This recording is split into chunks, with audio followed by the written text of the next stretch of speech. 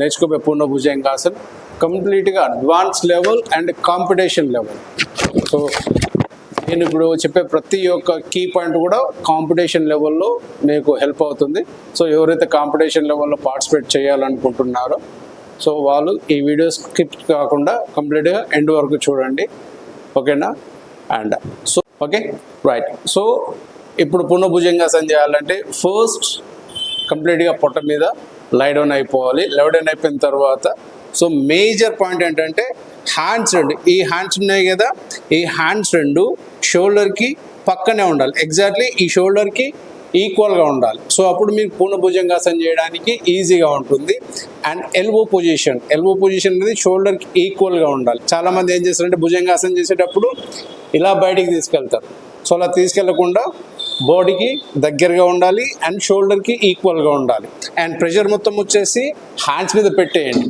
Right now first take head back, నెమ్మదిగా head back తీసుకో, అదే ప్రెషర్ని మెయింటైన్ చేస్తూ అలాగే బెండ్ బ్యాక్ అయిపోయి. సో ఇది భుజంగాసన్, జనరల్గా మనం చేసే భుజంగాసన్. బట్ చాలామంది ఏం చేస్తారంటే సో డైరెక్ట్గా ఇక్కడ లోయర్ స్పైన్ని బెండ్ చేస్తారు, లోయర్ స్పైన్ బెండ్ చేసి సో ఈ విధంగా బెండ్ అవుతుంది. ఇలా బెండ్ చేస్తే పూర్ణ భుజంగాసన్ వస్తుంది, కానీ చాలా కష్టంగా వస్తుంది. సో పూర్ణ భుజంగాసన్లో స్టమక్ పార్ట్ రేజ్ అవ్వద్దు, లిఫ్ట్ అవ్వద్దు, ఓకేనా? చలో నా స్లోగా బెండ్ బ్యాక్, రైట్. సో ఈ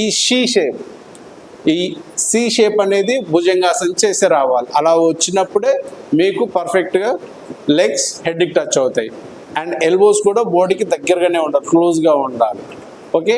నా ఫోల్డ్ యువర్ లెగ్స్. సో ఇంత ఈజీగా పూర్ణ భుజంగాసన్ వచ్చేస్తుంది. సో పూర్ణ భుజంగాసన్ చేసిన తర్వాత మీ యొక్క ఈ షోల్డర్స్ ఓపెన్ అవ్వాలి. చాలా వరకు క్లోజ్ అయిపోతుంది.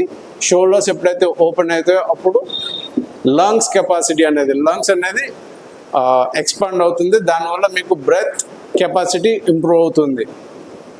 మళ్ళీ స్లోగా డౌన్కి వచ్చేటప్పుడు first you have to take legs down, then Bhujangasan. So ఇది పూర్ణ భుజంగాసన్ కీ మూమెంట్స్. అండ్ పూర్ణ భుజంగాసన్ చేసిన తర్వాత 2 ఆసనాస్ కౌంటర్ పోజెస్ కంపల్సరీ చేయాలి. ఎందుకంటే ఒకవేళ బ్యాక్ మజిల్స్ కానీ స్పైన్ కానీ ఎక్కువగా స్ట్రెయిన్ అయ్యి ఉంటే దానికి relaxation position Shashankasan or Parvatasan, రెండిట్లో ఏదైనా చేయొచ్చు. డూ శశంకాసన్,